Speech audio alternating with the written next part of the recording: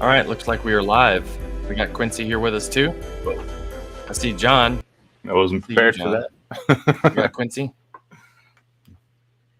Quincy, you here with us?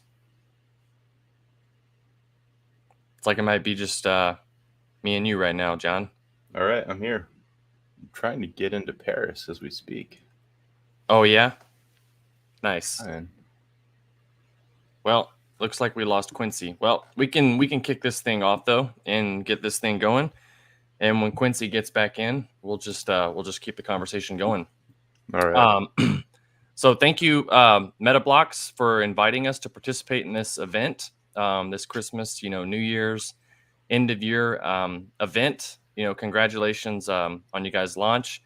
Welcome to the XDC Network. Today we have John. Quincy will also be with us shortly. Myself, Lance. We'll go ahead and introduce ourselves, really quick. But beforehand, what we're mainly going to do today is sort of, for one, congratulate, MetaBlocks, welcome MetaBlocks to the network.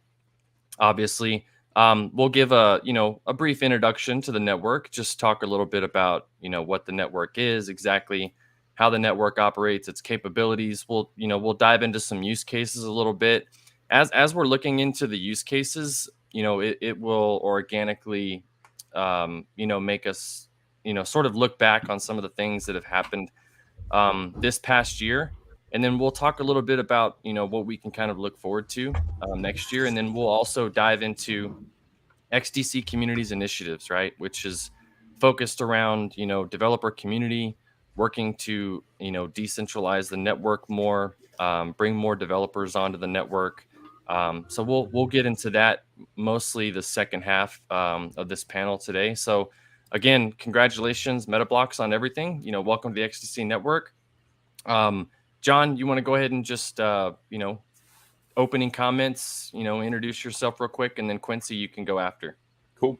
My name is sorry, getting over a cold here. John McBee, Director of Integrations at the XDC Foundation, and in that capacity, I work to make sure that developers have access to the information that they need to be successful on the network, whether that's documentation or if they're coming up against technical hurdles, I try to help them overcome them.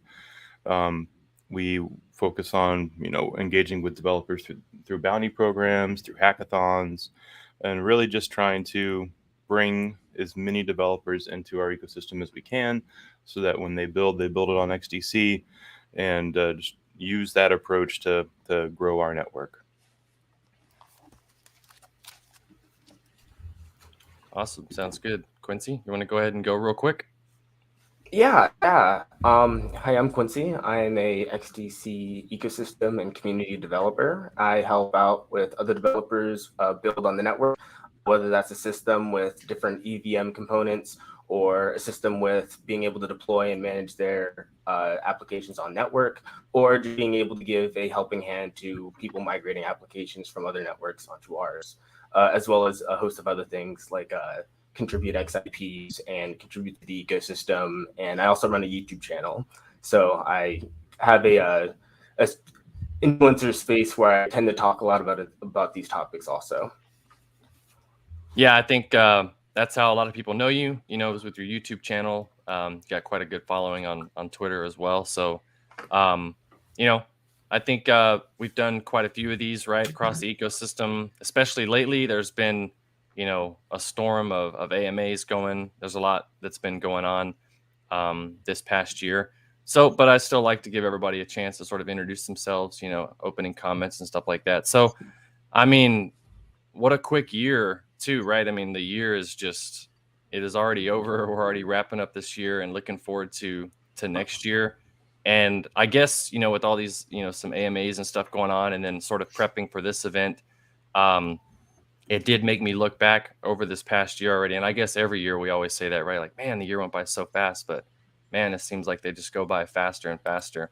So as I said, we'll give a brief introduction to the network, right? In case, some people don't know exactly how the network operates. We still get questions on Twitter and Discord and stuff like that. People ask, general questions like, does XDC have nodes, or is XDC a layer 1?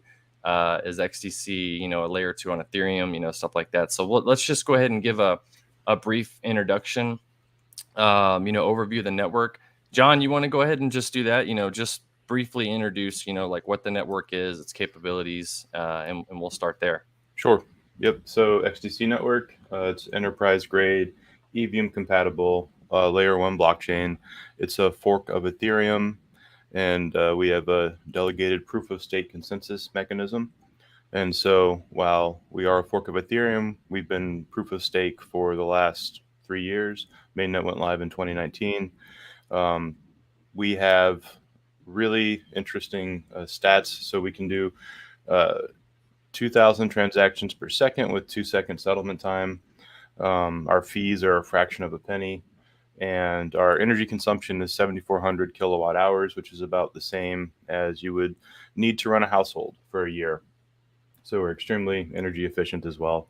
You can deploy smart contracts to our network using the same tech stack as you would for Ethereum. It's actually really simple to take code and just simply change the RPC endpoint URL, change the network ID, and then change the address prefix. And you can work on our network, deploy to our network. We've got a focus on trade finance, and we'll talk more about that in a little bit.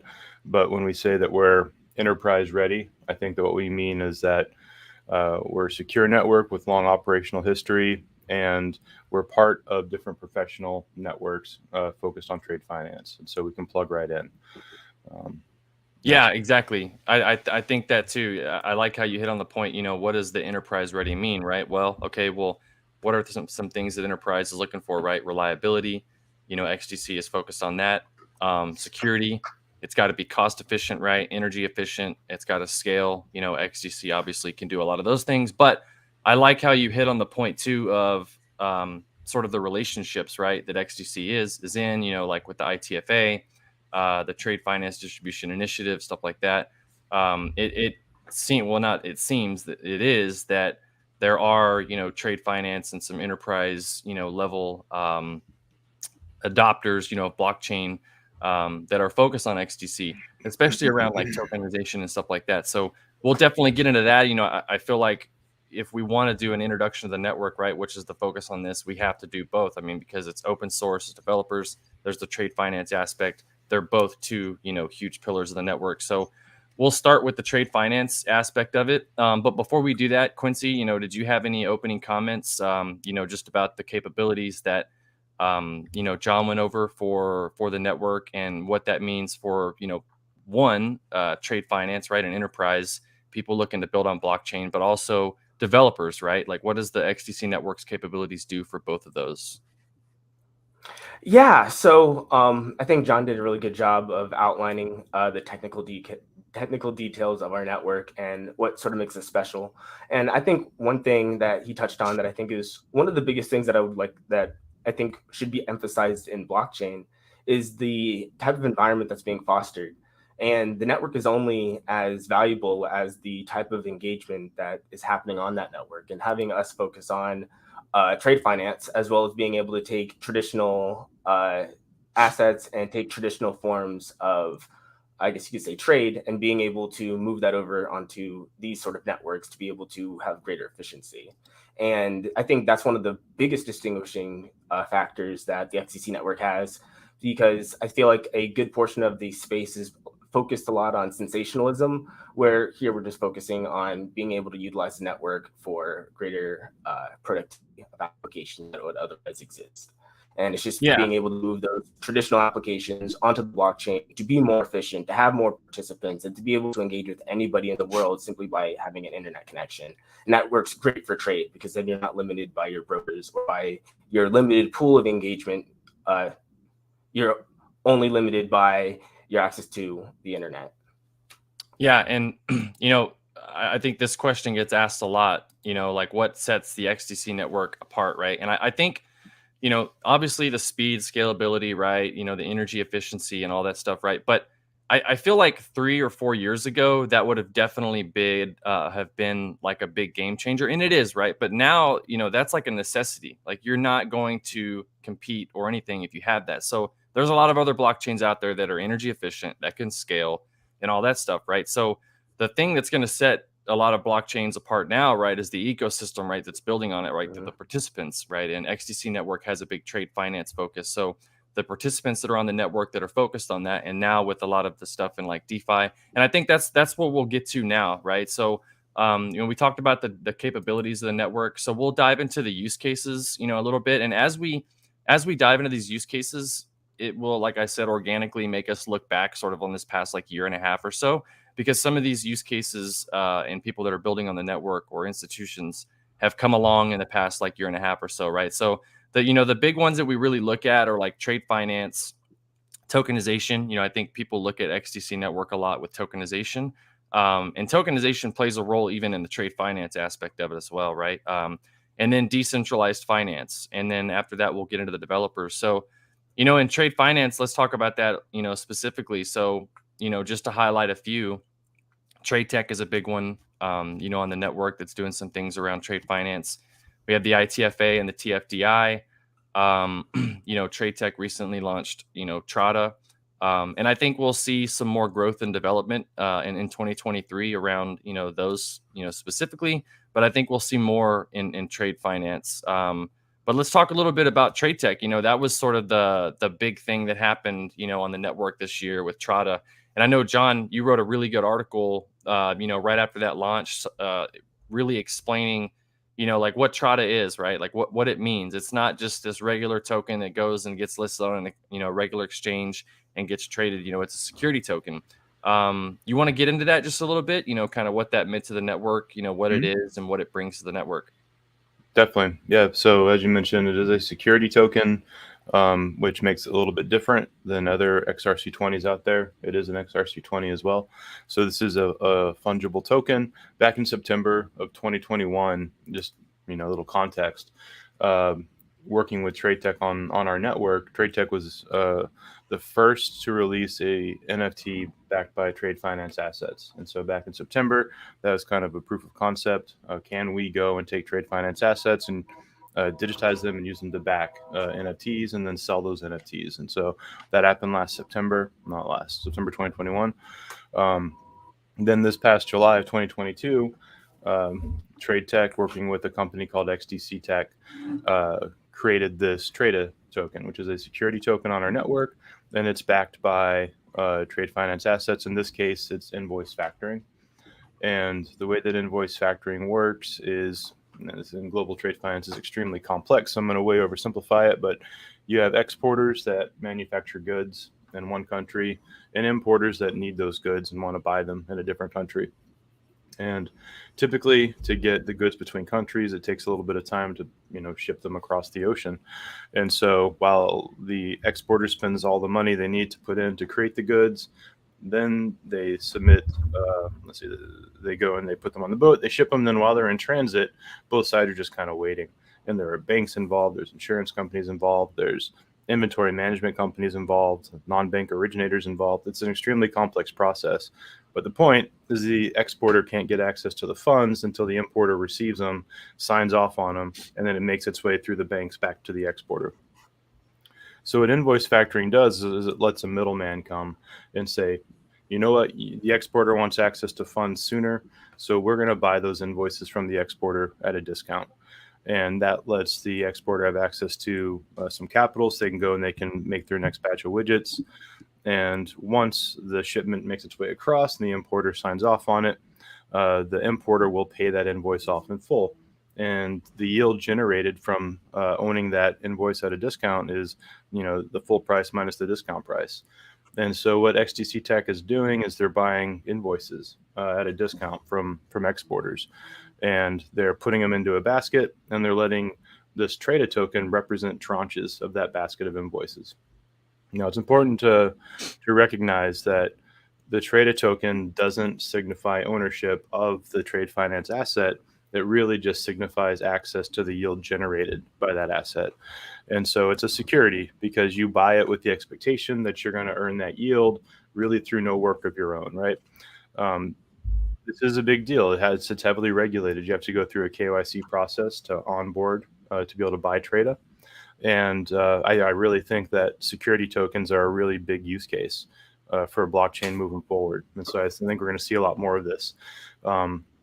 As an investor, you can't do it if you're in the US, but if you're in a regulated jurisdiction where you have access to TRADA, you can go and you can buy TRADA, and then you can hold TRADA. And holding TRADA gives you access to that yield as it comes in. And this is just a rotating basket of invoices. And so as invoices get paid out, money comes in, XDC Tech may take that capital, pay the yield out, and take the rest and put it towards more invoices. And so you just keep replenishing that basket. Now, it's interesting because what it does is it gives the exporters access to this new capital that they may not have had access to otherwise, but also the retail investor. It's access to an asset class that retail hasn't had access to historically. Typically, this type of trade finance is handled by like 90% of its 13 banks in the world. And so we like to say, we being the XDC network, are democratizing trade finance because we're giving access to the funds to companies who may struggle to get access to it otherwise, while also exposing this super risk-free, low-risk investment opportunity to retail investors that wouldn't have access to it otherwise. Yeah, and I think what this has done also is it's sort of pilot's sort of the wrong word, right? But it's going to show like an example, right, of how this can be done. I think it's a very good use case because, as you said, it not only gives people on the end, like in supply chain, manufacturing, et cetera, access to the capital they need, but it brings a new investment class for retail investors. I think you'll see more around use cases, sort of similar to this. I think just from sort of being on calls and working, at the network and meeting some people, I think use cases sort of similar to this can be good in like Africa, and some other regions like that. I think you're seeing like a lot of people in those regions looking to do something sort of similar, right? Like even, marketplaces somewhat. So, I know TRADA, whatever people want to call it, I call it TRADA, was a big deal. And I'm, super excited to see, what happens with that over the next year, right? Because I I think it's good. I think we want to look at it as like a use case for blockchain, but I think we should really, think more about what it's doing. Like, as you said, it's giving, manufacturers and supply chain and stuff like that the capital that they need, but it's giving retail investors, a new asset class. Quincy, did you have anything that you wanted to add on that? Because I think, what I want to get into a little bit, right? Because that's sort of around tokenization, a little bit as well, right? So I want to get into that, a little bit. But Quincy, do you have any more comments that you'd like to add on that? I have some comments going into tokenization, but one thing I'll say before that is one thing that I find quite interesting about just the notion of blockchain in general is we tend to associate them with finance, but they're really more like decentralized cloud platforms that have different services on them that include tokenizing assets, that include cryptocurrencies, that include finance, that include apps. And you're going to see all these different services come from essentially come from the different apps that are built on the network. So it's just an interesting way to look at it. But the way I sort of phrase it is, it's sort of like crypto is to blockchain as your phone is to your smartphone, because your smartphone's a smartphone, but your phone is really an app on your smartphone, and your smartphone is really like a supercomputer with a host of different apps. It's sort of like that way. It's so easy to sort of look at things in one way, but it's really a host of different services that could possibly exist. We're just starting to see the first of them carry over from trade finance and finance. Yeah. And I think, actually real quick, the reason why this is a good use case, as you said, John, is because when the invoice happens, right, there's still this very slow process, right, for them to get their capital, right? Like there's this 90-day window, sometimes longer, right? So this process in of itself is still a very long process, right? So I think there's still a lot of opportunity, and I think there is a lot of work being done also, like in that part of the trade finance aspect, right, with documents. I think you'll see some more stuff around trade finance and documents for XDC, and other use cases that can sort of help on the back end to speed up that 90-day process. But that process is going to take a lot longer. I know I got into crypto, blockchain, like 2016 or so, real heavy, like in 2017. And I remember people, back then saying, oh, in 2020, in 2021, we're going to be here. Right. And, now it's 2022 and people were saying in 2025, we'll be here. So people like to put time frames on a lot of these things, but there's different rules and regulations in each country. Right. And with everything being global, everything crosses so many borders along the way, and everybody's got their own rules and everybody's got their own laws and regulations. So there's so much more to work out than just, yes, we want to use this technology. Yes, it works. Yes, we trust it. You've got to get them to trust and believe that it'll work. But even past that, there's so many other, regions and jurisdictions and stuff like that you have to, convince and write laws and stuff like that. So it's a long process. Yeah, we were at GTR, which is Global Trade Review, a conference in New York City a few weeks back. Because you were there too. Yep, I was there too. It was and it was really interesting hearing people in trade finance talk about the global economy, about how trade finance has had to react to the pandemic and to the war in Ukraine. It was really interesting, and I believe that most of the problems that they see that could come and be addressed by blockchain are those back office problems that you mentioned, right? It's how do you move paper more efficiently, right? How do you automate risk mitigation? How do you make it easier for banks to assess that risk? And then how do you broaden that market? Because right now it is only a handful of banks. And once blockchains are able to go and disrupt that and really open that up to more companies on one side and more investors on the other, it's going to completely change how global trade finance functions. And it's not just going to be one blockchain that does it, right? It's a huge, huge market with lots of different angles. Supply chain is baked into this too, right? There's just a lot there. Yeah. And it's just a perfect use case for this type of digital disruption that blockchain can bring.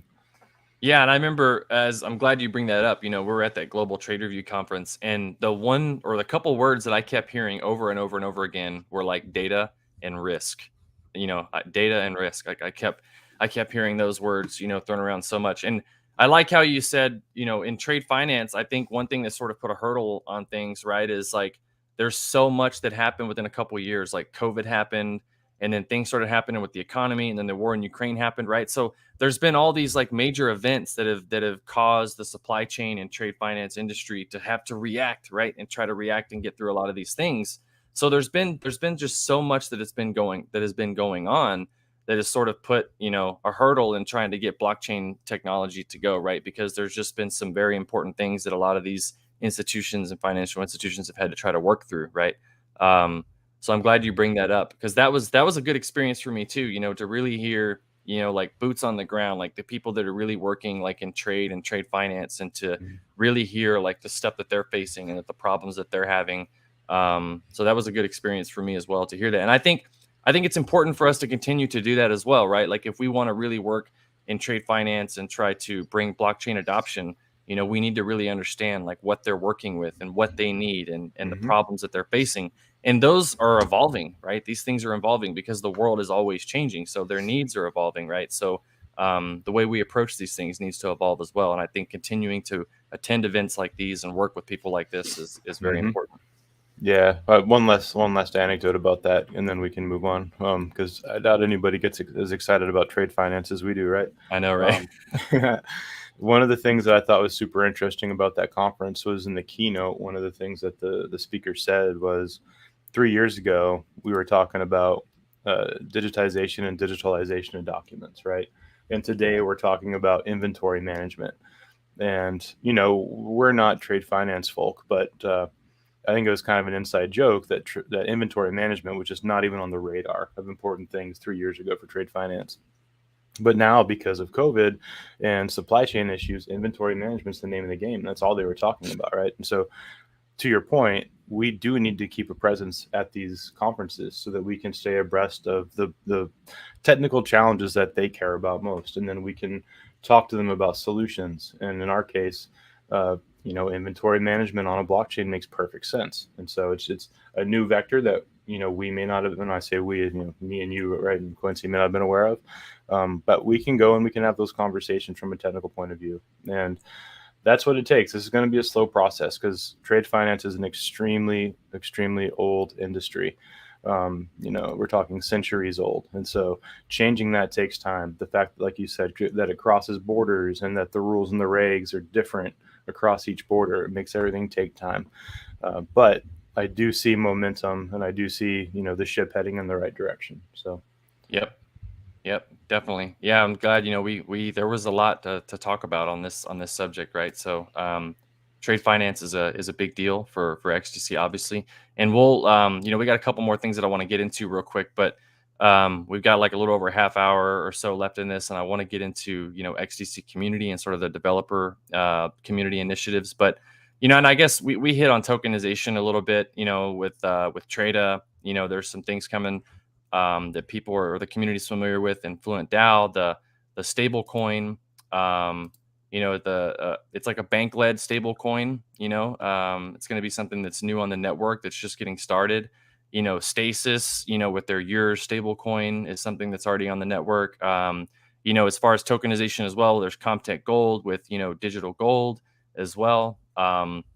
There's some stuff coming through like Securrency, which is focused on tokenization as well. So I just wanted to highlight these, and there's others as well, right? But these are just a few of the things that are focused around like tokenization for the network, because I said earlier, XDC is becoming recognized as like a good chain that has been focused on tokenization. And I know there was like an announcement last week, and I forget off the top of my head, but there was a lot of news going around about, I believe it was like a large bank that they're going to be holding like 2% of their assets in like digital assets or something like that, right? And I think around that, I think what they probably mean is like tokenized assets, like real world tokenized assets is probably, I don't think it'll be like an exact, maybe cryptocurrency or anything like that. Like I think when they mean digital assets that they're holding, I think they'll be like real world assets. I'm not sure, Quincy. I know you talk about this a little bit too, right? Do you have any comments that you'd like to add around like tokenization and where you think this is going to be going in the near future and long term future?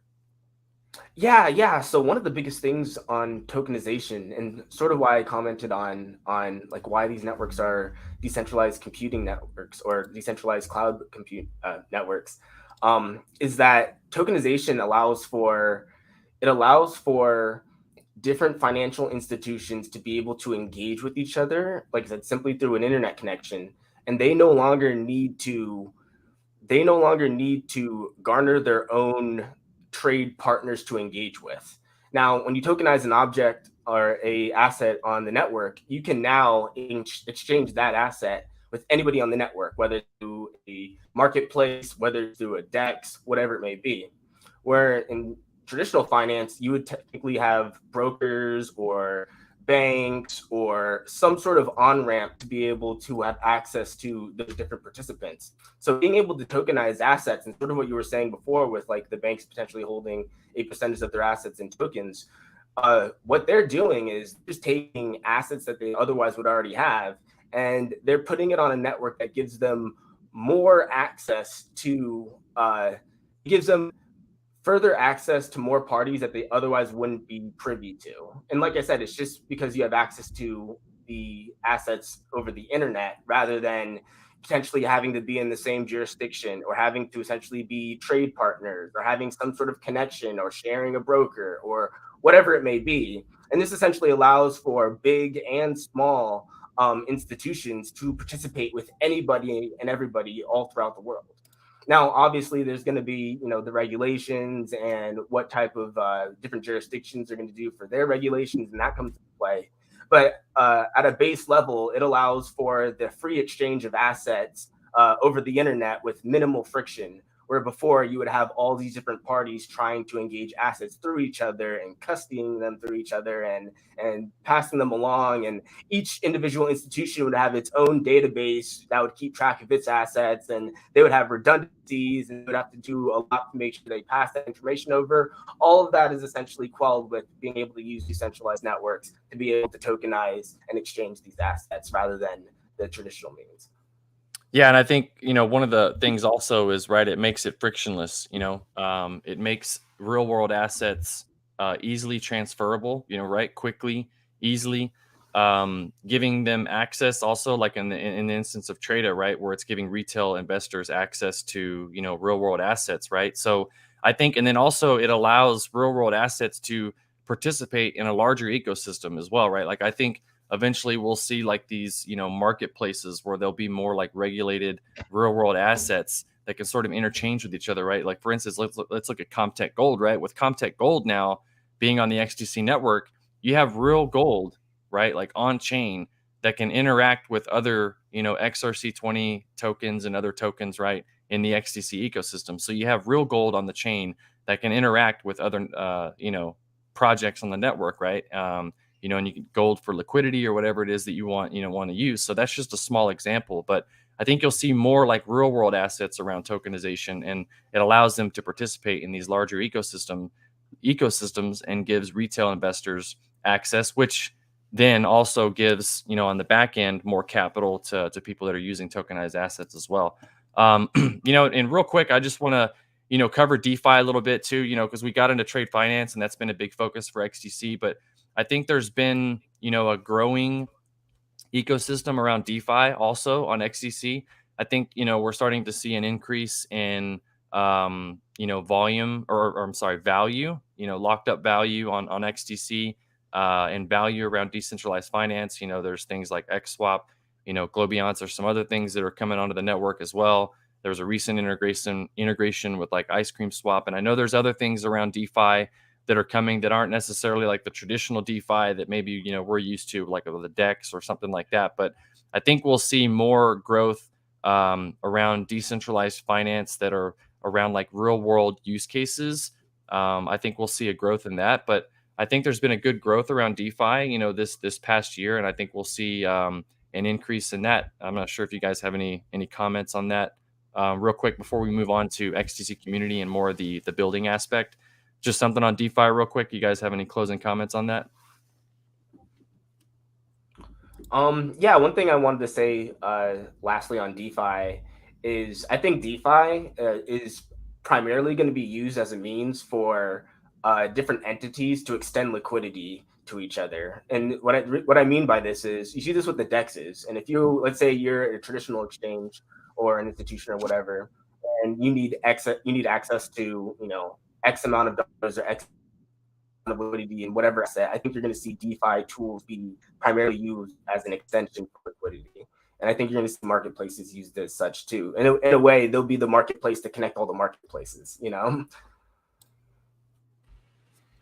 Yeah, I mean, there's been some good work around DeFi, this past year. It's something that the XDC network has needed to, have an increase, and I know that there's been, a few projects on the network that have been here for quite a while that have really put in some hard work to grow that.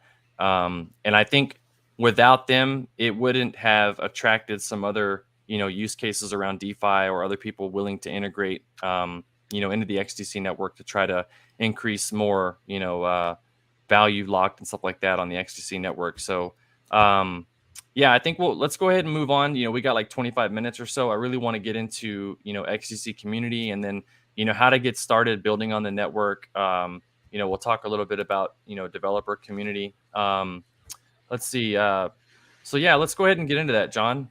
Quincy, XDC Community Initiative. Let's talk a little bit, John. You want to, go ahead and kick that off. What is XDC Community's, mission? Mhm. What is it that we are trying to accomplish with XDC Community? Yeah, sure thing. So XGC Community started in August of 2022, so it's been around for a couple months now.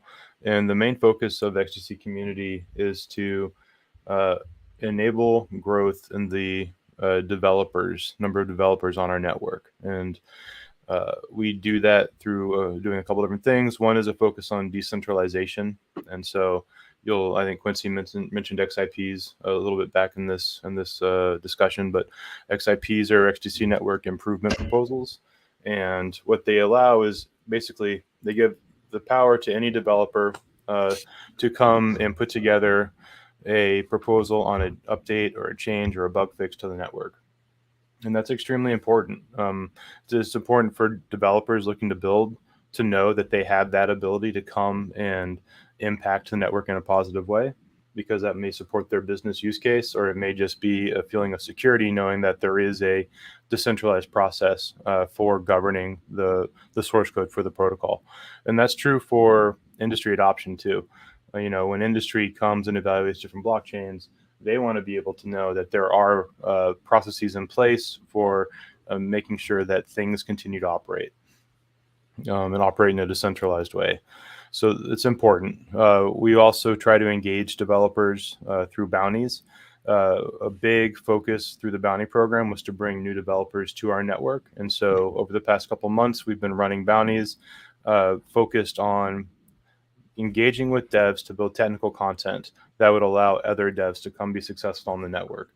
And so if you go to docs.xdc.community, you can see we have our docs site and a big section on how-to articles. And those articles walk you through everything from deploy your first smart contract on the XDC network to build an entire DeFi ecosystem with XRC 721s and XRC 20s and deploying your own smart contracts. So it's a pretty robust set of tutorials that we have there.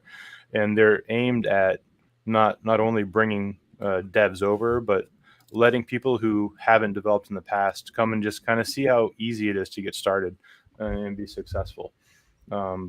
Blockchain's interesting. It's relatively new compared to other technologies. And so people can come and they can learn enough to be successful rather quickly. And that's what makes it so easy for new businesses. So people with smart ideas to just come and start building. It lowers the technical barrier to entry. And I think we're going to see a large potential of future growth. So blockchain was supposed to be 1 billion users by end of 2022. A lot of those users weren't here for speculation. I think the next billion are going to be here for building. And it's going to be, like Quincy mentioned, these interoperable dApps that are deployed to networks that can kind of work together and build up solutions that wouldn't be possible without that interoperability. So we're here, XDC Community is here to enable that. So looking forward to the next billion users, our goal is to make it simple for them to come be successful on our network. Definitely, yeah, and let's get into a little bit, on some specifics, right? So I know you gave a high level. There was bounties, documentation. We got tutorials. There's a lot of things that we can sort of get into. So let's sort of talk about, first the importance of growing a developer community, right? I know you mentioned, like the next wave of users are going to be, developers, right, and DApps. Quincy, you want to hit a little bit on, the importance of actually working to grow a developer community on a network, on a blockchain? Yes. So, one of the biggest things to really emphasize, especially with the XCC network, but with any network, is the network value comes from the services that are produced on the network, and that value can grow exponentially as those services engage with each other.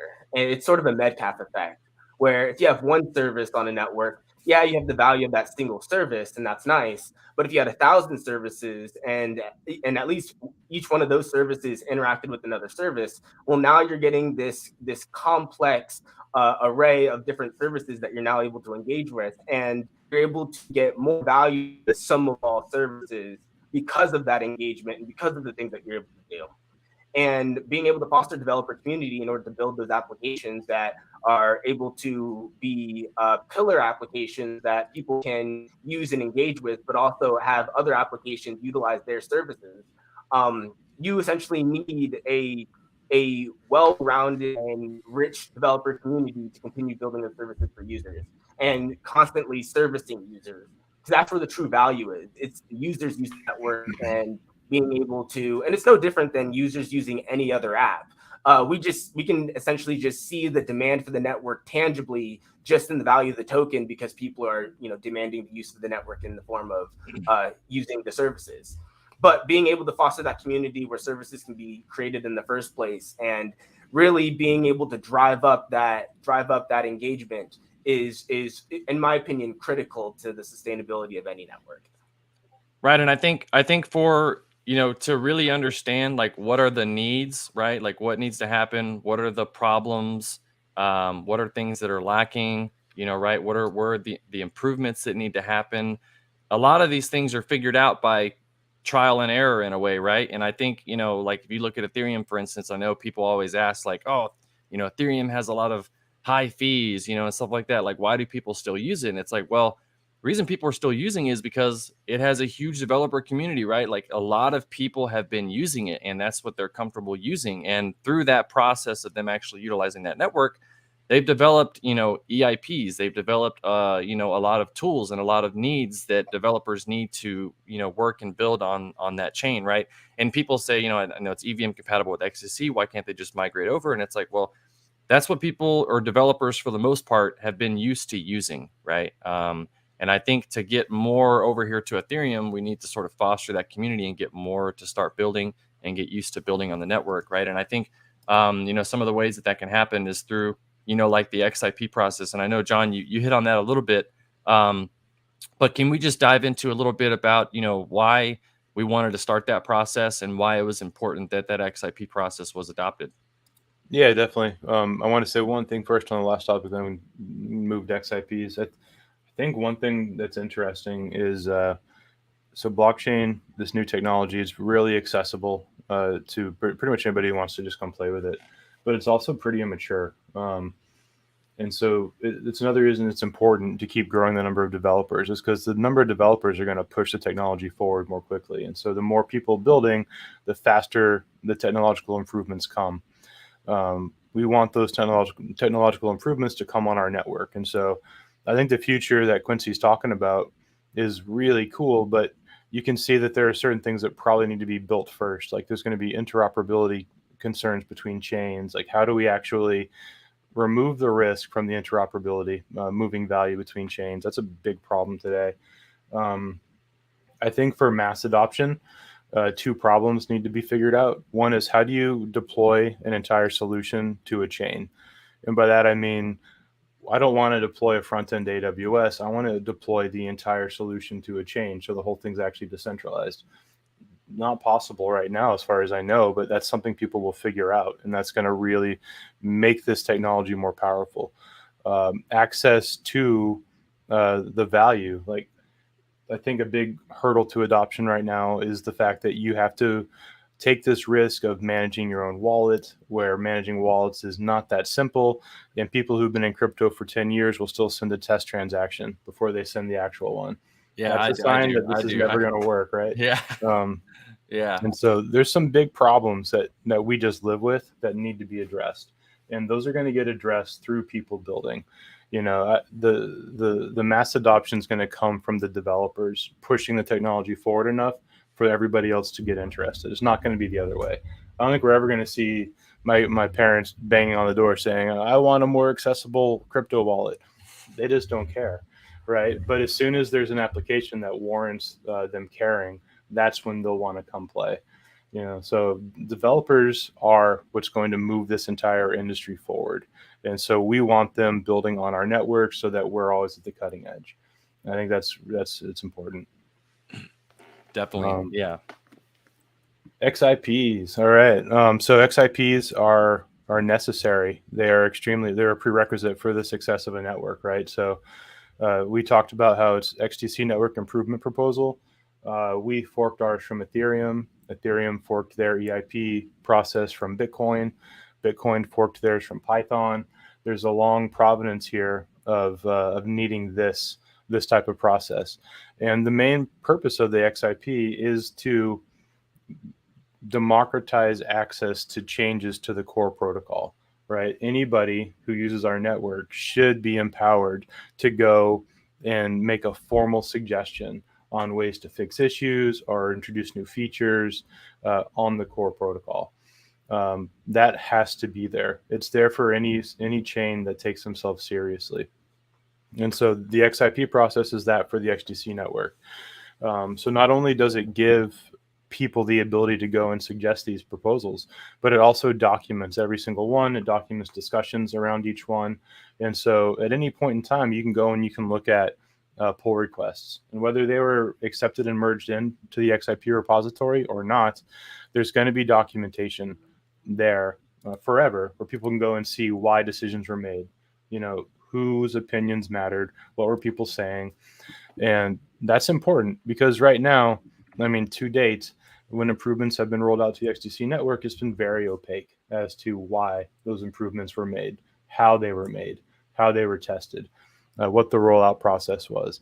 And so our goal is to bring transparency, bring some amount of accessibility as well to that whole process. Yeah, definitely. That process was definitely needed on the network, and I know a lot of people were excited around that. I know there's been a couple that have been worked through, but I think it's important that we continue to sort of foster that process to try to get more developers and participants in the network to come and engage and work on these XIPs, right? And I think these XIPs or EIPs and everything get developed by developers coming on and building and finding a need on the network, right? And that comes through, building and experience and actually experiencing the network. So I think we'll see, an increase in the amount of XIPs as well. And I think, real quick, I think I could share my screen on here real quick. I want to just do it for a second, just kind of high level, just to show a couple things that I'm looking at. Let's see.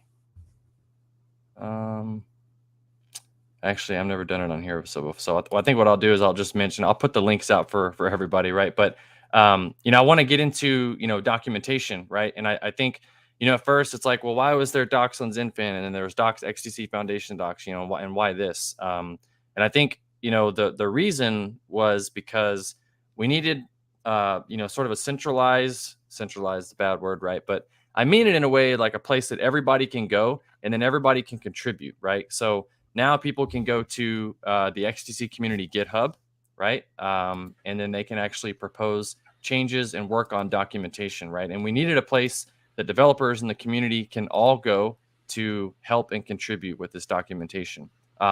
So the documentation is docs.xdc.community. And we built this out. I mean the community has built this out through bounties and then other community contributions. There was bounties around like the how-to documentation. There were a lot of members of the community that themselves, even outside of the bounties, that contributed to documentation. So Quincy, real quick, do you want to just hit on the importance of documentation, and then also having the ability for the community and developers in the community to be able to contribute to documentation? Yeah, yeah. I want to comment on documentation and the last note on the XIPs, because I think a little bit goes hand in hand. So one thing that ends up being great is with documentation is it allows for all the developers to see what has been done and be able to not only uh, build on top of that, but also contribute to it if they're able to see places in which they contribute. And this could be adding new software and building out new technologies, or this could just be like something conceptual, like explaining something a little bit better in the documentation, making it a lot easier for other people to understand.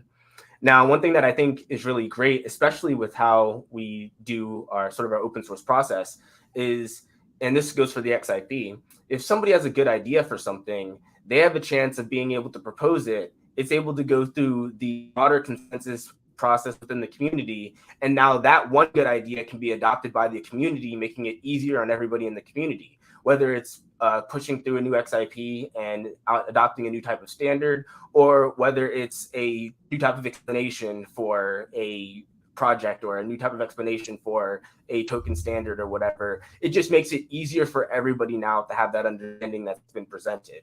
And the more of that we have, you may only have like, so many people in the community, but if everybody contributes one or two good ideas, you end up having a huge engagement of activity of different ideas that are being fluttered through the community that are all making it easier for everybody involved, the developers, the community members, the users, investors. It makes it easier for people to understand, makes it easier for people to contribute, makes it easier for people to build, and it becomes a faster and faster process because now there's more and more to build on and there's more and more to reference. So it's just really good to have that community engagement and being able to have the community grow based off that engagement and having everybody being able to utilize the resources of everybody else. Yeah, and I think especially like around XIPs, it's important also for even for documentation, even to utilize xdc.dev, right? Especially like in the XIP process before the XIP really goes through, the process of actually proposing it and everything. Developers or champions is probably the correct term to say for an XIP, should put it out on xdc.dev and engage with the community on this idea, right? And sort of come to a consensus as from the community, is this something that we need? Is this worth, the effort, right? So xdc.dev is definitely a good resource. So there's XDC community documentation. There's already, a good bit of resources there, right? And I think especially, or not, I think there will over the next year and this coming year, there will be more enhancements made to that. There'll be more documentation, right? There'll be more content and information, added on there. But we want to invite the community also to come in and contribute to that as well, right? That was the whole purpose and point of this. I think another good resource out there too is the XDC community YouTube channel. There's already, a handful of videos on there at the moment. Easily, I don't know, about 20 videos or so. There's, some workshops on there. There are, how to create and deploy XRC20 tokens with different and XRC 721s. There's a lot of other resources and tools on there for master nodes, stuff with Remix, Hardhat, Truffle. There's even some content on there in other language, Hindi, Portuguese. I think that's another effort that we will continue to work on as a community, right? John is getting more content out there, like in other languages. Yesterday I had the opportunity to, talk with Arturo from Prime Numbers about PrimePort. And, he mentioned, or we talked a little bit about, the growing amount of developers in like Mexico and in South America, and even like Germany. There's been some stuff, in the community around like developers in Germany and Europe. So there's this growing number of developers, right? And especially a lot of like front end developers through the hackathon. And I want to get into that a little bit as well, that are interested in getting into blockchain, in these other regions. So it's very important that we continue to put out, guides and content to invite developers and communities from these other regions, right, to help connect everybody and grow everybody, and to make sure that they have the resources that they need to build on XDC. Um, so yeah, the XDC community YouTube channel, there's already a handful of videos there. Also, the Discord server. So we have the XDC community Discord server. This server was created to have a place where developers can come and interact with each other, talk with each other. Like xdc.dev is a great place whenever an XIP process is starting to gauge interest from the community. But when there's more just back and forth, open discussion, right, the XDC community Discord server is a good place for that. There's been developers in the community that have helped people get through technical issues. There's been people that have recommended different documentations. We have other language servers that are in there. We have channels that are focused on just XIPs, documentation, different tools, test nets. There's even a channel in there for XDC 2.0 that's coming up. So it's a good resource. So I encourage everybody to join that and start utilizing the Discord server. We've only got about 5 minutes left. You guys want to hit on the hackathon real quick? I know we've got a couple weeks left in the hackathon. There's 3 categories. Web3 wallet, DeFi, open ideas, and there was even a chance, if the project is good, has a good proposal, and everything like that, to pitch the project to be awarded for up to $100,000 grant. So there's only a couple weeks left in that, and I'm pretty excited to see what comes out of that. I know XDC, we've put on a few workshops.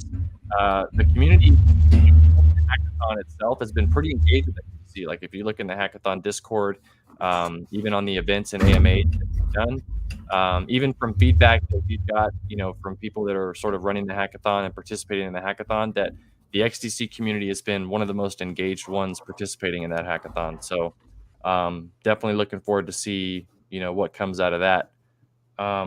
Quincy, John, any one of y'all got any comments that you want to put out related to XDC community? Yeah, one point that I think is really important, and we didn't mention it just yet, is all of the documentation, the videos. The intent for all of this is to initially have this just owned and operated by the community. And I don't know what has to happen for that to actually work, whether some sort of a DAO needs to be created, but that is the goal.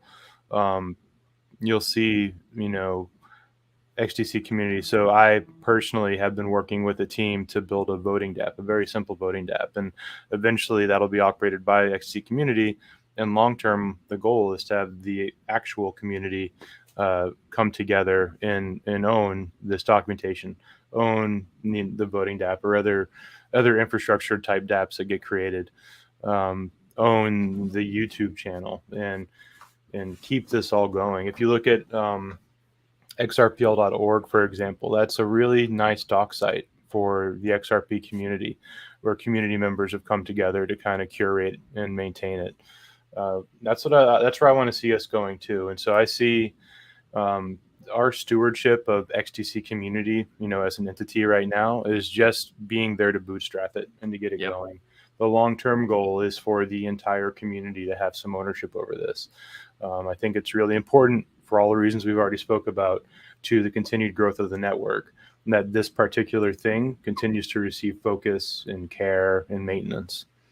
Yeah, and I think I'm glad you hit on that, right? Because I think, a lot of the things around XDC community, John, I, Jonathan, we've been doing some work around XDC community, but I'm glad you bring that up, that we're just bootstrapping this, right, to get this thing off the ground, to get this thing started, right? And I think for the, ownership's not the right word, but I guess stewardship, right, of this initiative, I think the way that it will become more, decentralized and removed from us is we need more contributors, right? We need people to come in the Discord server that help enough that the community, recognize them as someone that they trust to help with technical issues and stuff like that, and to be nominated to become contributors in the server, and then also to help and work and contribute to GitHub and become contributors.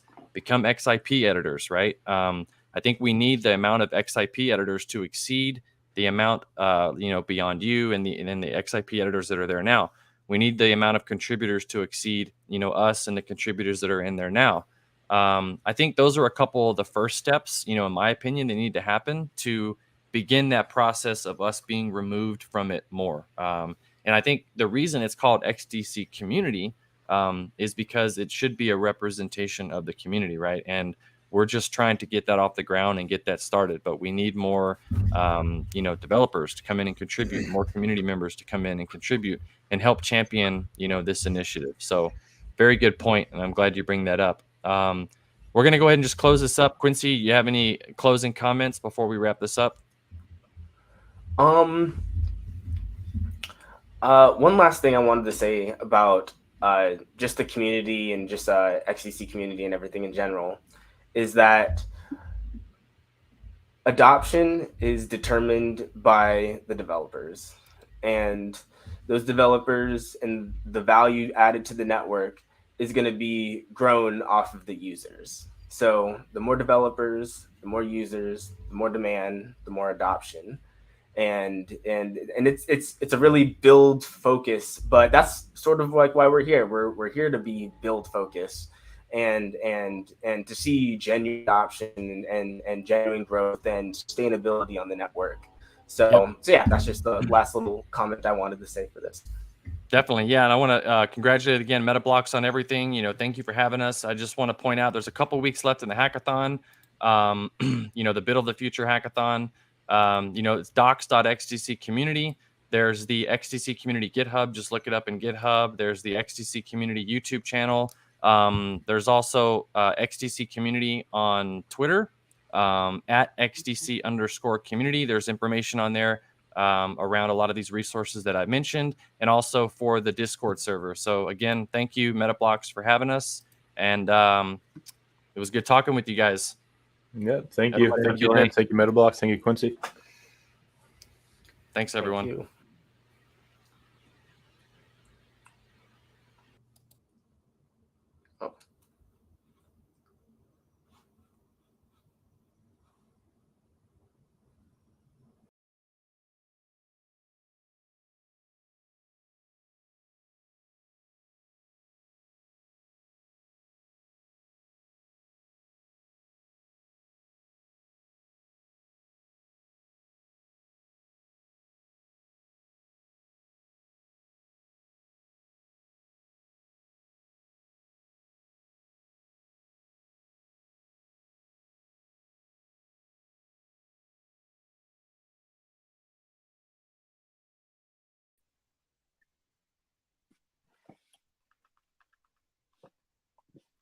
Hey there, how are you?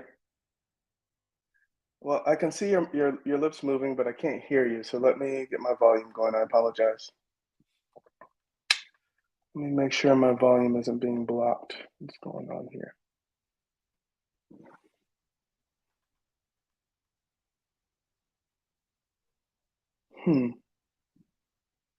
I might need to log out and log back in. Give me 1 second. Sorry.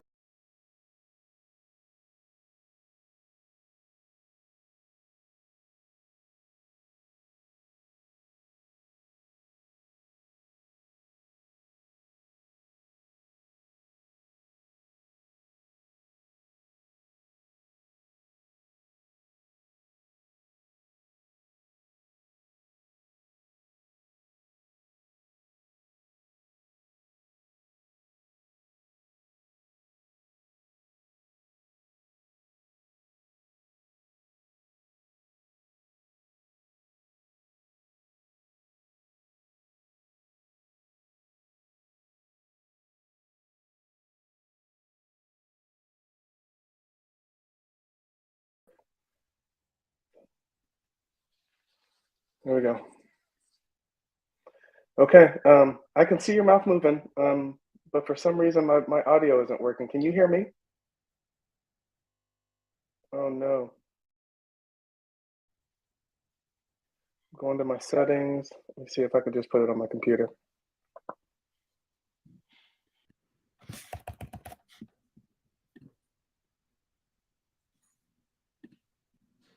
Can you hear me now?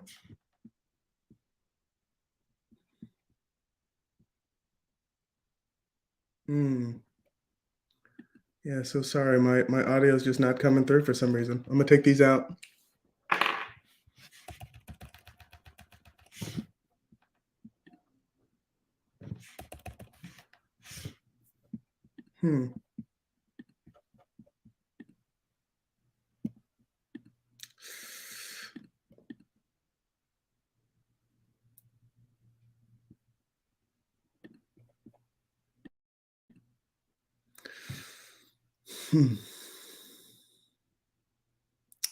Yeah, I don't know why I can't hear you. Do you have me muted by chance? Okay. I can think of one other solution. I might need to log on from a different machine, maybe. Let me try another browser. I apologize. Thanks for your patience.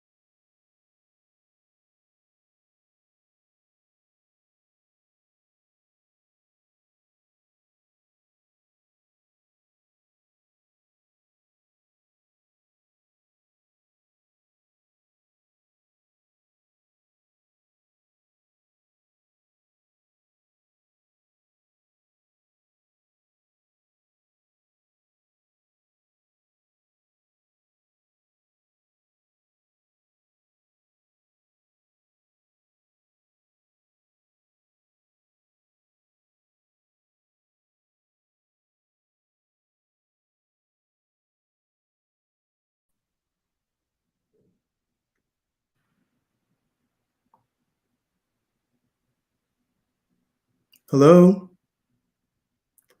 Yeah, it's not working. Hi, can you hear me?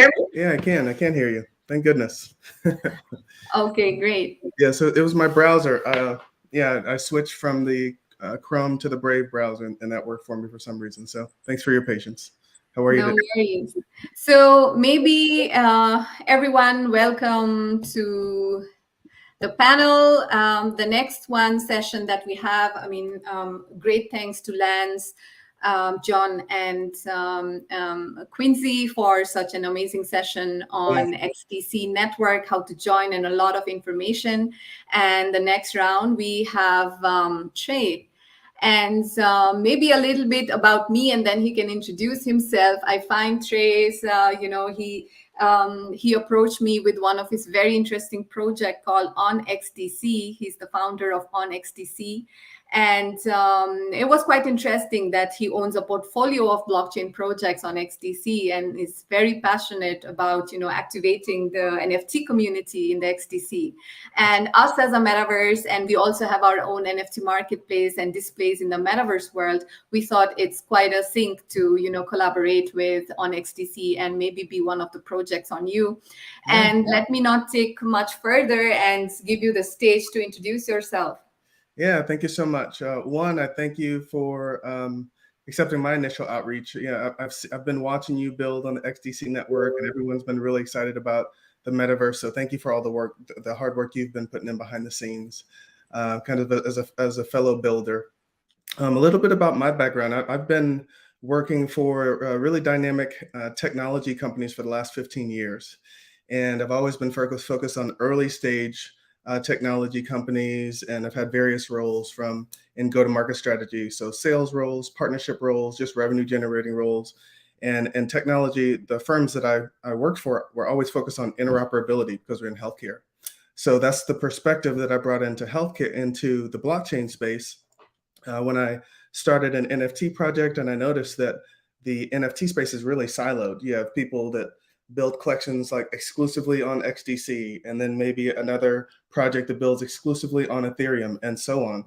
So my initial perspective was to build a multi-chain and a cross-chain NFT project, and the goal was to just unlock collaboration, unlock innovation. And we minted collections on XDC, the XRPL, AVAX, Ethereum, and Hedera. And I was really proud of the work that we're doing. But as I started to get out and go to conferences and meet key people and influencers in the industry, I found that people didn't even know who the XDC network was. So I had to take a big step back. I was like, oh, wow. I was like, it's going to be hard for me to talk about my portfolio of projects on XDC if the XDC ecosystem is little known. So that's what inspired the concept of on XDC. And the goal there is just to literally shine a light on every single project building on or beside the XDC network, because I believe ultimately rising tides will lift all boats. So hopefully I'll get a chance, if my technology works, I'll get a chance to kind of walk you through it and walk you through the initial vision and what I've built so far. And we can talk about, hopefully what it will evolve to over time. Sure.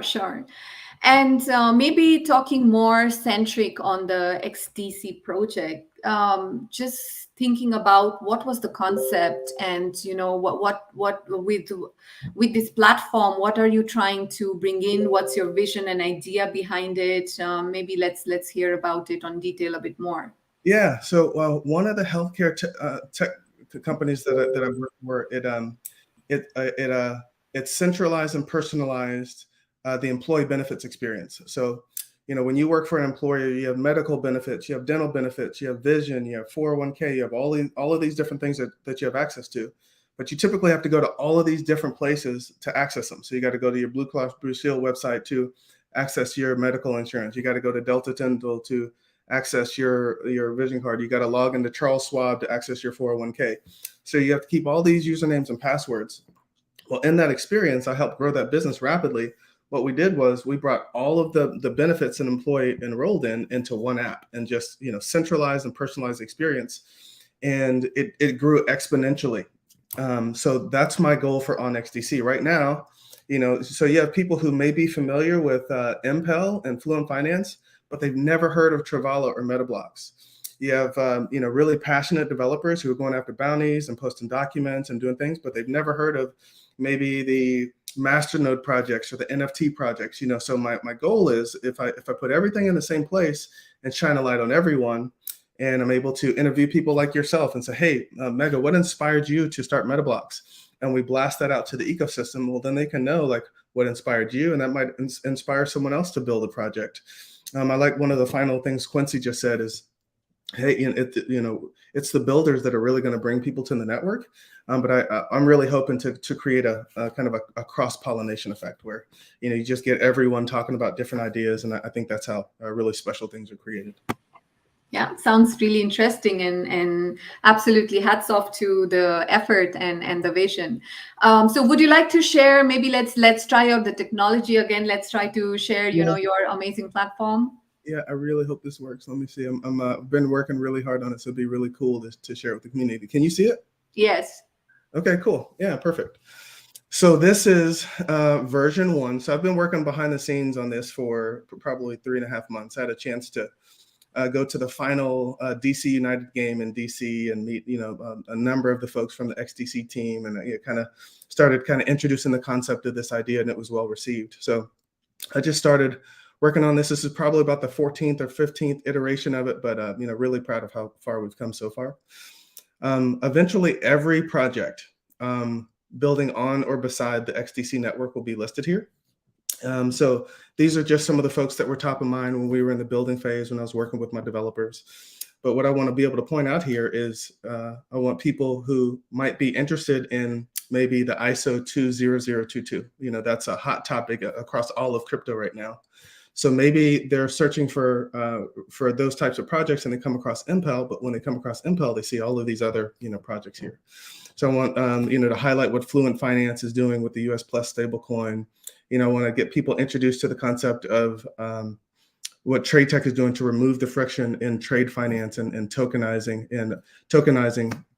real world assets. So I was able to talk with Andre Casterman about this concept as well. Just like I spoke with you, I spoke with Troy Woods and got permission to use the Impel logo. So I've spoken with the founders of all of these companies. I spoke with Oliver, about Globion being here. But eventually, like I want to see all of the companies here, and I also want to give people reasons to come back to this all the time. So there's going to be content that will be, pushed out consistently. So there'll be podcasts where, as I mentioned, we'll be speaking with founders, but then also builders, investors, maybe people who are building beside XDC who want to just to get their voice out. I really get excited about projects like Securency. I really like what they're doing. I like the Fathom project that's coming to the network, but also all of the work that Lance is doing, like posting content for the XDC YouTube. That'll be here. If you want to buy an XDC domain, or that's here and that's available. If you're interested in a masternode, or maybe fractional ownership of a masternode, there's Rocketman here. Biblion will be here soon. Arturo is doing some amazing work with prime numbers. That'll be listed here soon. I'm working on some various ways to bring play to earn gaming to the XDC network. And so Quincy just finished talking about builders, but that's another thing. I don't know the exact number, but there's like 20 billion gamers around the world. So if we're able to bring play to earn gaming to the XDC network, it's going to get more eyeballs and more use cases. But ultimately, you'll see everyone here. So you see Blockscan, you see Travala, you see Ledgermail, you see prime numbers. You'll see all of the centralized exchanges. You'll see all of the decentralized exchanges. Everything will be listed here. And the goal is just to simplify access to the XDC network. So I want to promote just education, so educate people on all of the projects on XDC, just access and awareness, make it easy for them to find. And this won't be a place where we're sponsoring or saying, hey, go use it. This is just like a centralized place for information. And ultimately, the goal is just to promote increased development on the XDC network as we pursue mainstream adoption. So kind of a look at the ecosystem, all of the news that comes out when there's new news articles. A lot of times we get so caught up in our day-to-day and taking care of our family and our children, we're not aware of everything that's going on in the network. So I want to push out news constantly. And we're even tracking the token in real time. So it's currently ranked 81st, and you can see the volume. So it's going really well, and we're also currently developing a rich list. So people, as they continue to acquire, they'll be able to see kind of where they stand or where they are. So, yeah. And your platform is currently live, or is it still, you're moving towards it? Yeah, so it's currently live. So I guess kind of over the next couple of weeks, I will be really getting the word out. We've kind of been in stealth mode because I'm also kind of at a little bit of a chasm. So I've funded all of the development up until now. So just under about $10,000, and people don't realize how much it costs to build these types of projects. Yeah. But ultimately, I want this to be something that's completely self-sustainable for the community. But with us being in a bear market, it's hard to ask all of the companies right now who have little to no revenue. It's hard to ask them for to spend advertising dollars in the absence of value, because we don't have traffic yet. So I'm in the process of trying to find a few ways of funding so I can continue to build this out, because the more value this has, the more traffic it'll have.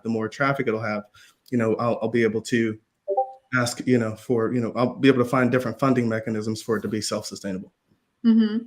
And as you said, a lot of projects are going to have a very good opportunity to be seen, be visible, and in relation to other projects on XDC. So if a project wants to collaborate with you and have their presence on XDC, what should they do? Yeah, so please reach out. So you can find this website. It's onxdc.network. And that's the whole goal, is to promote and shine a light on every company building on or beside the XDC network. So that's why I chose that name, on XDC. So there's on Twitter, we're on XDC network on Twitter as well. At the bottom of the page, you'll see if you want to reach out, you can just reach out at hello at on XDC network for business inquiries, or, talk about getting listed. And it's just, a matter of time. So this is the very first version. This will change a lot over time. It will continue to grow. It will continue to iterate. But just given where we, for this to be the first version, I'm really proud of what we've done so far. And I just look forward to continuing to build. One thing that I also wanted to note, I mentioned the first conference that I went to, no one knew about the XDC network. That was the Decentral conference in Austin. So I got to go to the Decentral conference in Miami a couple weeks ago, and I was able to represent on XDC, and I was able to meet, really kind of titans in the industry. So I have a lot of respect and admiration for, Joel Katz, David Swartz, and I got to meet him, talk to him a little bit about XDC. I didn't want to be, but I asked him if he knew about it. He said, yeah, a little bit. And we got to chit chat for a little bit. So that was really cool. I got to meet BitBoy, and again, talk about XDC. So not just about my projects. Yes, I do have a portfolio of projects on the XDC network, but again, rising tide lifts all boats. So I got to talk to BitBoy a little bit about XDC. I had a podcast with the Link2 team, and Link2 makes private investing simple. So you can get PolySign on there, you can get Ripple, you can get Uphold. So I got to talk to them about on XDC and all of the companies building on XDC. And then so this is Moon Daddy. He's an up and coming influencer, and I also met Altcoin Daily. I think they won Influencer of the Year. So it's just really cool to get the word out, and that's my goal. I'm just a huge ambassador. I believe that in the future, everyone's going to be excited about being a part of this community. And if we talk about particular use cases, what are some of the companies that are already there, actually, who are already included in your platform as a collaborator, as a partner? What are they doing? What are the use cases of it? Yes. So again, we're really, really early. So the early conversations that I've had with some of the founders like yourself, I was just asking permission to use your logo. I didn't want you to see this and be like, hey, who is this guy? What is he doing? So I just wanted to, kind of get it introduced. So same with Oliver and Troy and the founders for all of these companies. So this is just level 1, phase 1. Would love to collaborate deeper. So a couple use cases that I'm excited about is one, the rich list. 2, just I would like to collaborate with MetaBlocks, and when people come here, maybe there's a lobby or like an introduction to the metaverse, for them. And the goal is, maybe over time, the people who come to on XDC, we can send 25, 50,000 people, to your metaverse who may or may not otherwise have heard of it. So that's the goal, is we share news, and we the people who maybe advertise on XDC will get podcasts, a certain amount of podcasts throughout the year. So you can have like quarterly updates, and everyone can know what milestones you're hitting and what's going on, and how things are going. And then also there's one other thing, podcast and so news, just all of the news, so when you launch, if you have a special Christmas event, all of that news is, the entire XDC community has one place to go to, for all of the information and news and education that they need. So that's another one of the goals.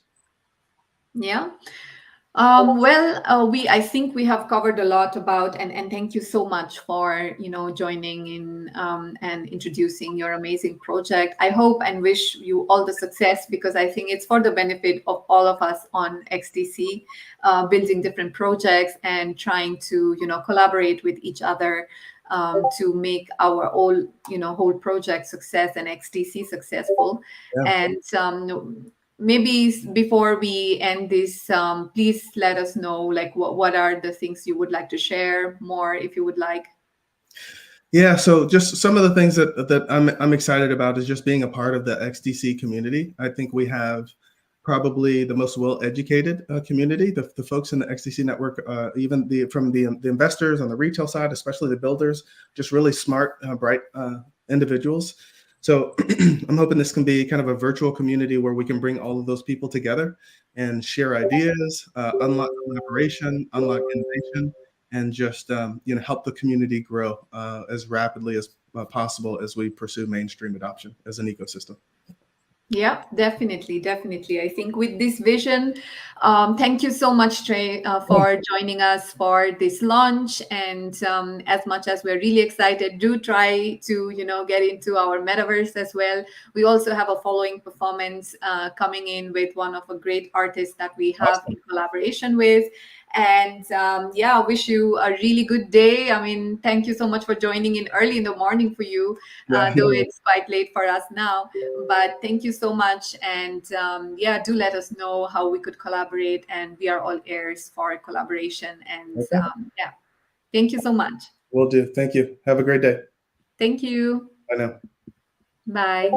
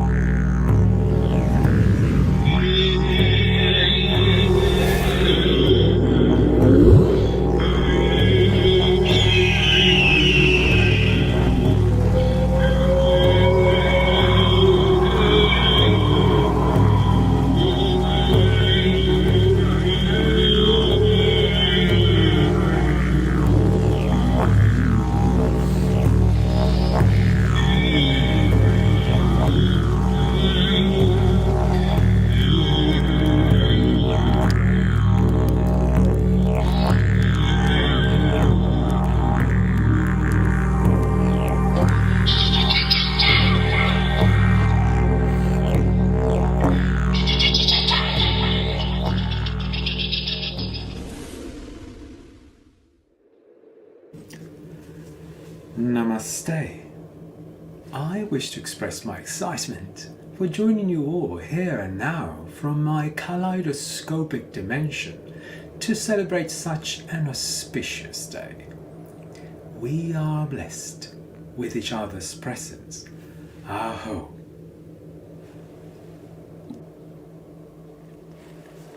On the solstice, a day that marks the sun's rebirth, we celebrate fire and light and recognize the importance of transformation in our lives. The way forward is inward. The brief capture of the neuroaesthetic immersive experience you saw depicts the hero's journey of humanity, going into the temple, a metaphor of the self, to reconnect, reattune, realign, find coherence, and reacquaint with our emotional sovereignty and our power to co-create. To meet with our future selves, it is important to engage in a rite of passage, which involves looking inward and connecting with the wisdom that lies within our inner landscape. By connecting with the intelligence of the body and accessing the ancestral data stream, we can let go of limiting beliefs and programs that no longer serve us and tap into our full potential. Transcendence is coded in our bodies. Trusting our inner world, we can surrender to a heart-centric selflessness and togetherness and co-create realities for personal and transpersonal well-being in alignment with Mother Nature and the divine wholeness, and dream a new life into being. In the era of sentient AI, our propensity to dive deep into our hemisphere and state shift is our unique superpower, a gift really, and an ultimate form of energy medicine for profound and personal psycho-emotional well-being. The chakras are energy centers located along the spine that are believed to be important for our well-being. There are 7 main chakras, each associated with different physical and psycho-emotional states, as well as with spectrums of colors, vibrations, frequencies, geometries, symbols, crystals, and other manifestations of matter. When the chakras are balanced and functioning properly, it can lead to improved psychophysical and emotional health, as well as a greater sense of spiritual well-being.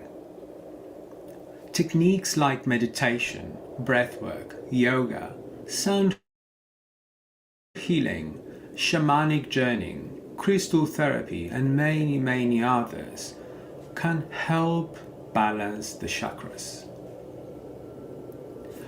Owning our energetic experience equates to owning our human experience altogether. We can reintegrate our energetic self into our storytelling, into the narrative of the self. The pandemic of disconnection, only exacerbated by recent events, has created more broken parts in our communities and ecosystems. We can be made whole again through intentionality, empowerment, resonance, alignment, coherence.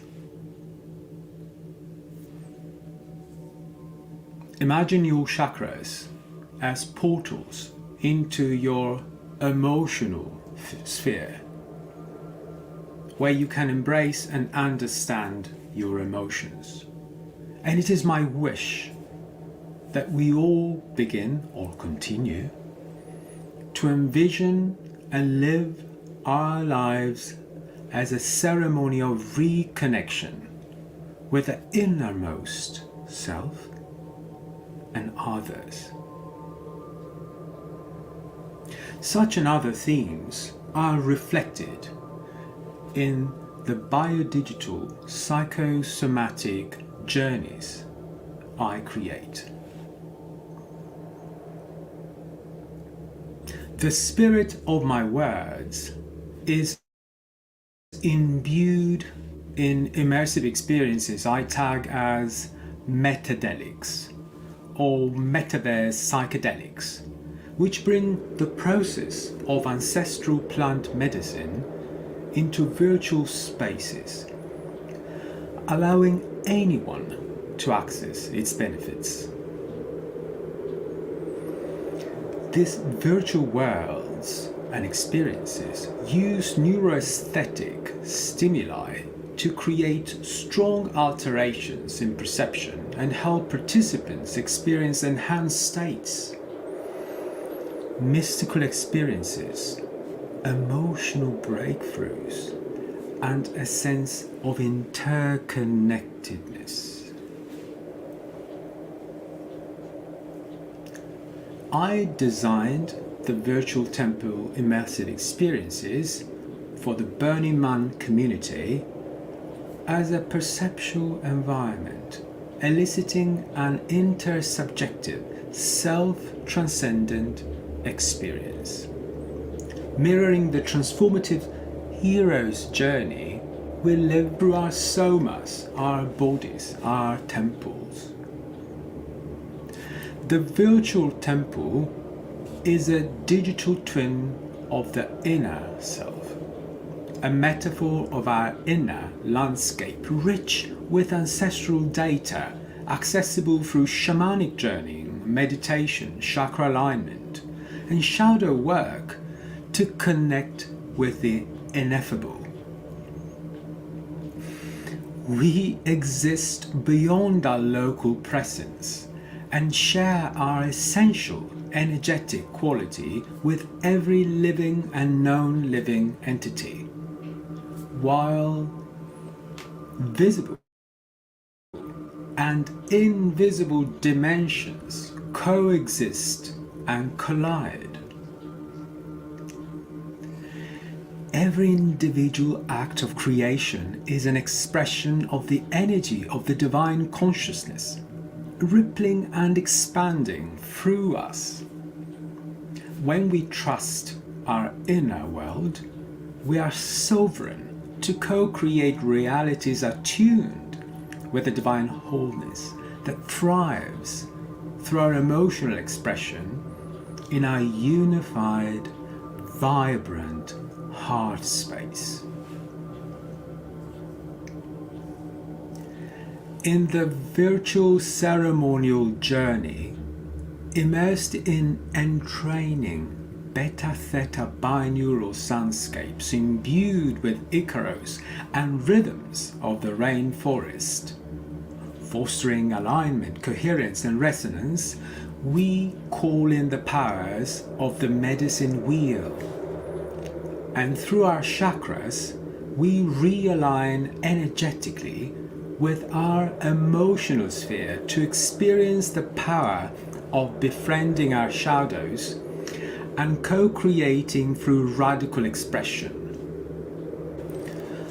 Each emotion voiced in the hemisphere adds a pixel color coded to match the internal aura. Anger will be red, for instance. To the live mandala mosaic, a generative art piece representing divine consciousness.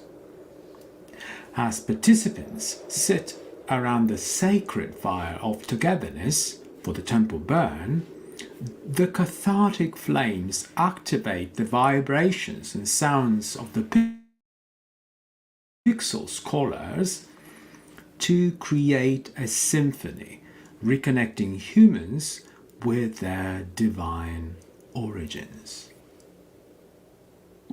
To set the tone for the upcoming experience, I'd like to invite you to join me in this meditation.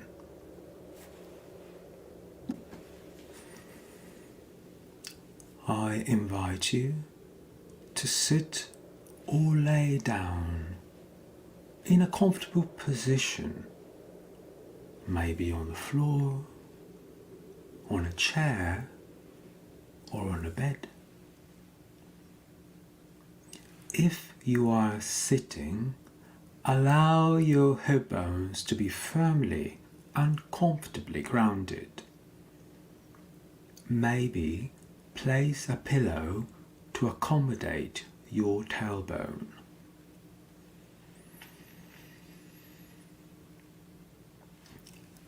Allow your spine to stand tall, with the crown of your head extending to the sky above you, chin slightly tucked, shoulders relaxed away from your ears.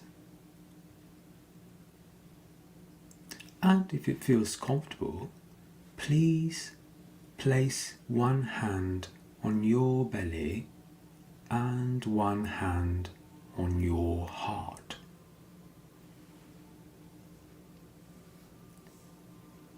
I now invite you to soften your gaze.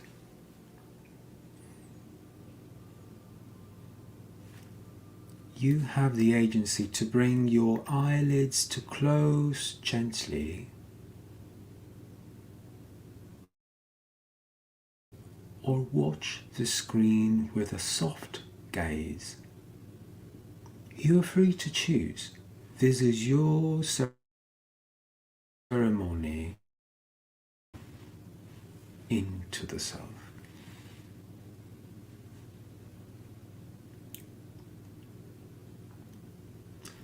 And now bring your awareness to your breath.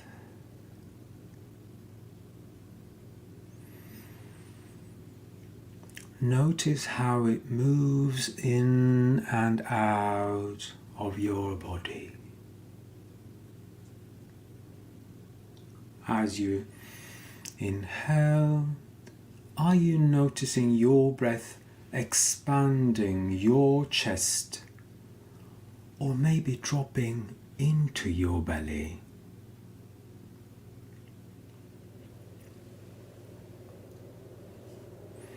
On your next exhale, I invite you to deepen your breath, bringing it into the belly.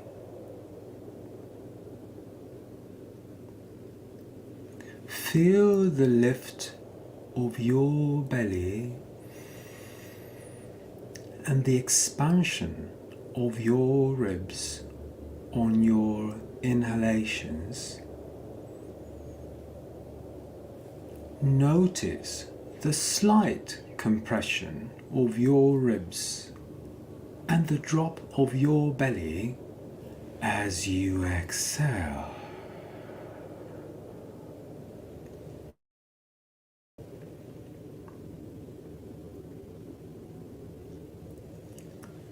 Next, bring your bottom hand to your chest, just below your collarbone. Breathe all the way into this area and allow your chest to rise slightly. Then exhale and let it go. As you inhale, feel your belly lift, your ribs expand, and chest lift. On your exhalations, notice how your chest drops, ribs contract, and belly lowers.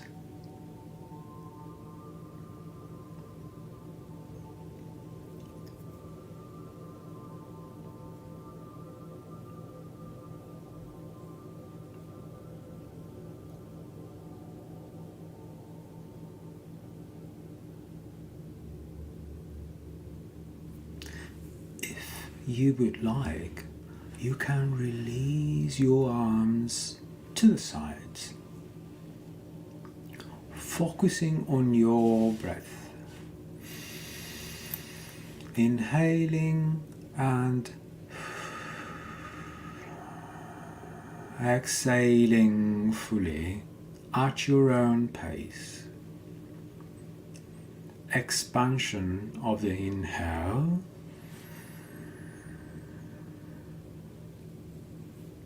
softening of the exhale.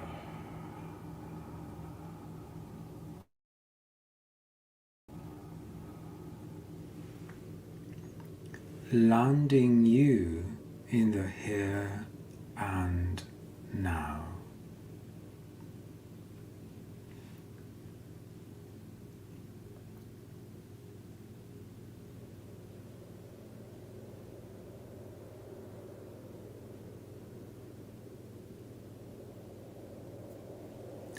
I invite you to notice how your breath can be your very own portal into the felt sense of the body.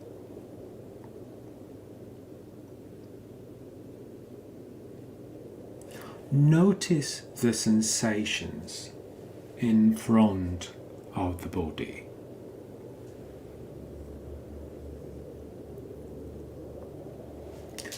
In the back of the body.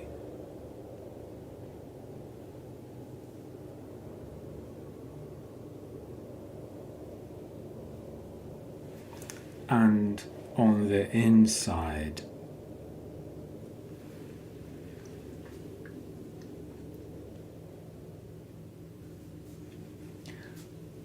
With each breath, drop further into your body.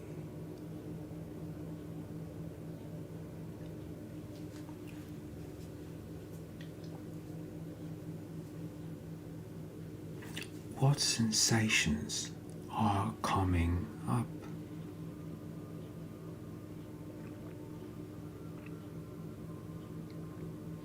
How do they manifest as we give them space to arise?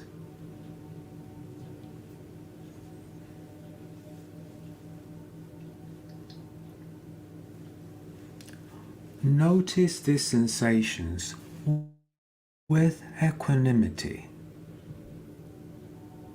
no judgment. Allow them to just be. To just be here, present with the breath.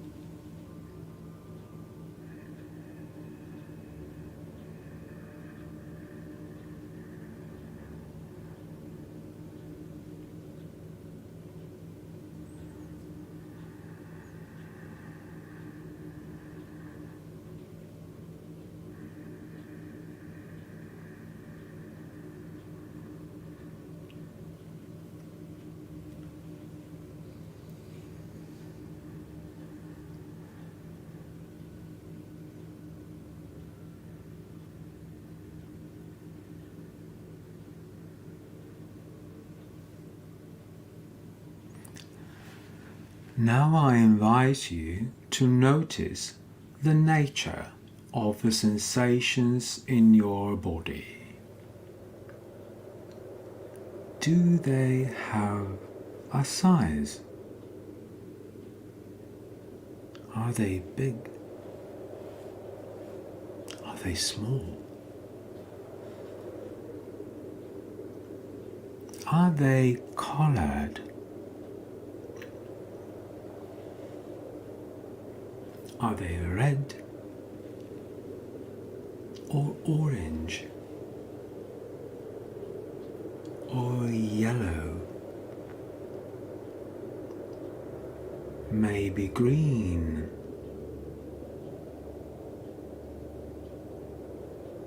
or blue or purple. Maybe they have a texture. Are they smooth or pulsing? Are they static?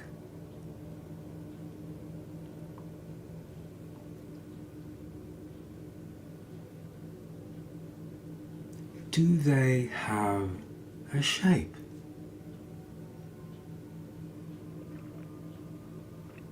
Any shape?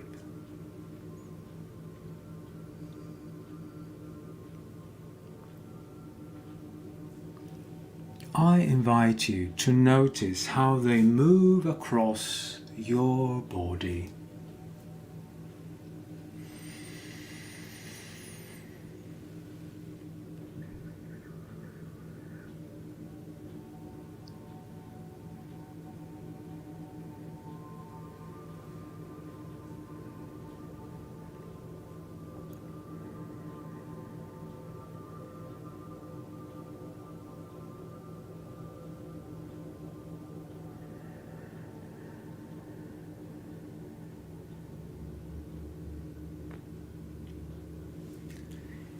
If it feels right for you, let the sensations share their messages with you.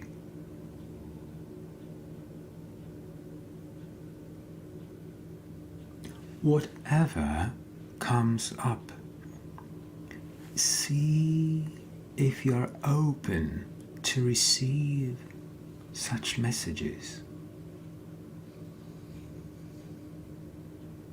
And feel how it feels.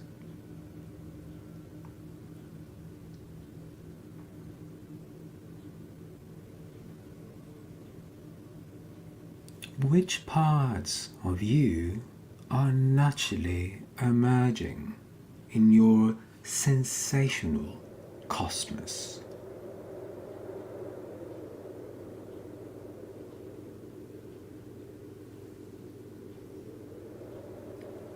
With each breath, take time to acknowledge all the parts that make you, you.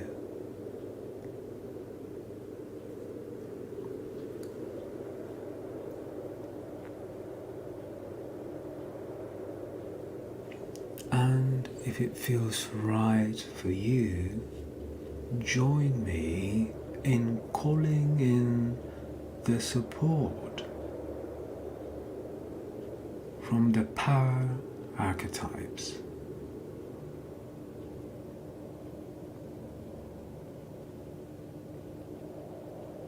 Join me in calling in and summoning the wind of the south, associated with the archetype of the serpent. Of the physical perception of the serpent, we tap into our instincts. We use our senses to perceive ourselves and the world.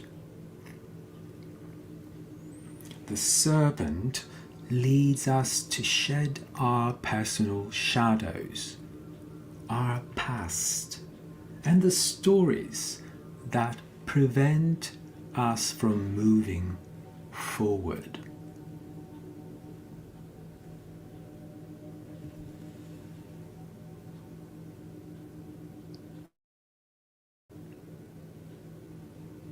Oh. The wind of the west.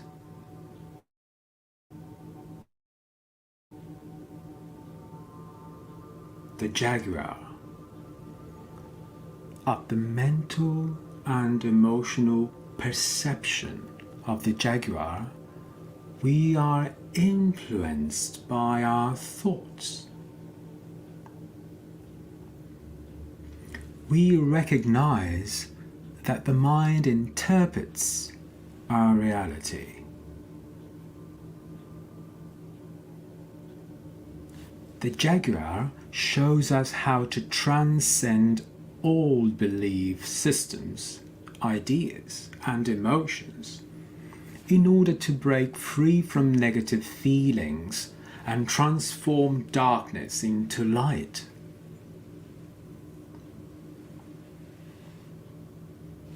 Oh.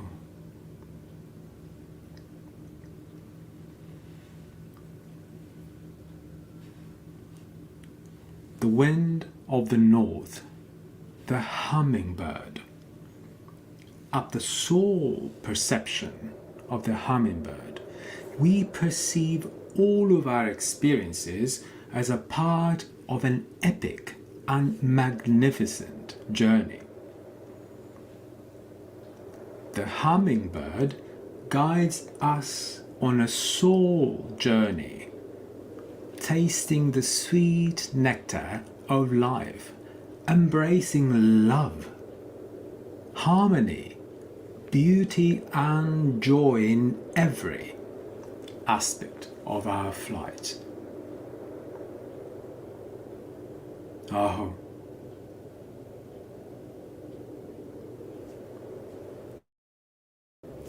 And the journey in the wind of the east, the eagle. At the spiritual perception of the eagle, we are guided to travel beyond the limited perceptions of ourselves, our bodies, and our minds, and begin to see things from a higher perspective. The eagle takes us above the mountains and clouds, where we can fly wing to wing with spirit and experience the sacred vision of oneness. Aho!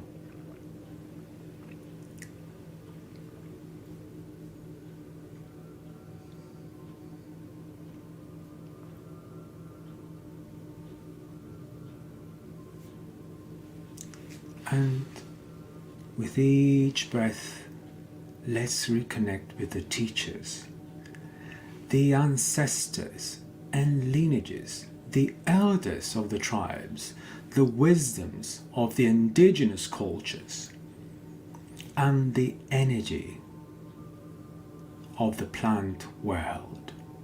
Plants are allies in our journey of transformation.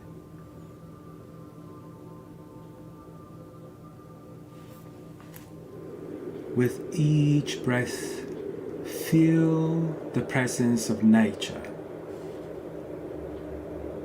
Nature guiding us, teaching us. And with calm inhales and exhales, receive the support of nature.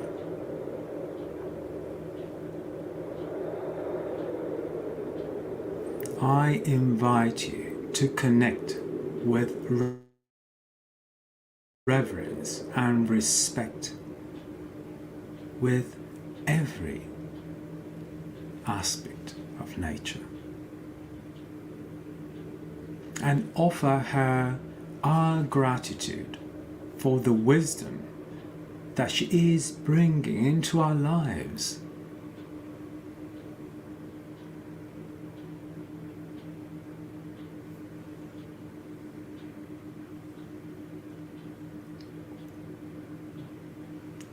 I now invite you to allow sensations of heartfelt gratitude for every heart and soul that supports you in the life journey,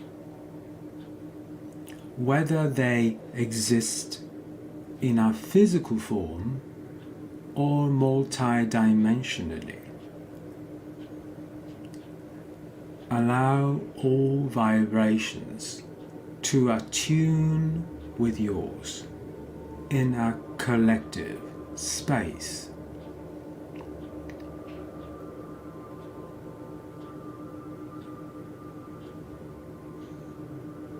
As your diaphragm continues to expand and relax,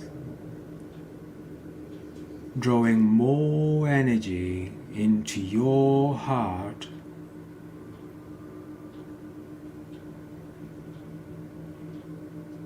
begin to bring your awareness up to the throat.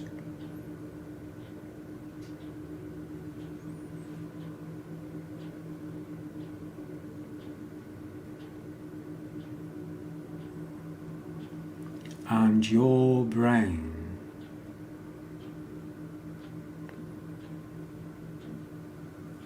And your crown, extending up to the stars.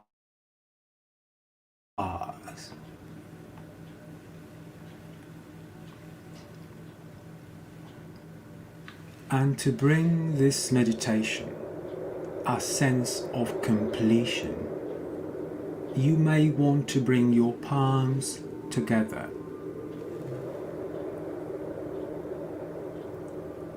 Acknowledge yourself and everything that exists. And drop your chin to your chest to express your gratitude for showing up today.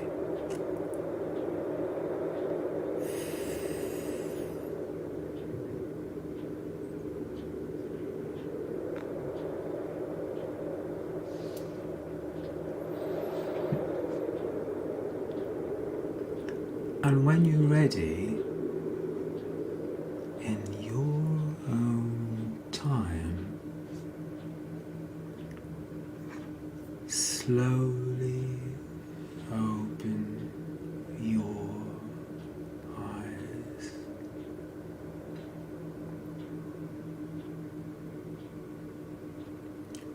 Reacquaint yourself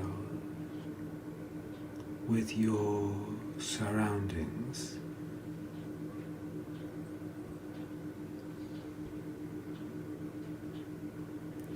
Orient to the colors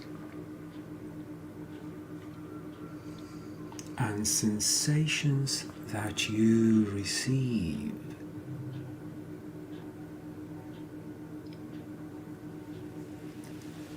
Maybe enjoy a little stretch or a sip of water to fully come back into your grounded, aligned and purified body.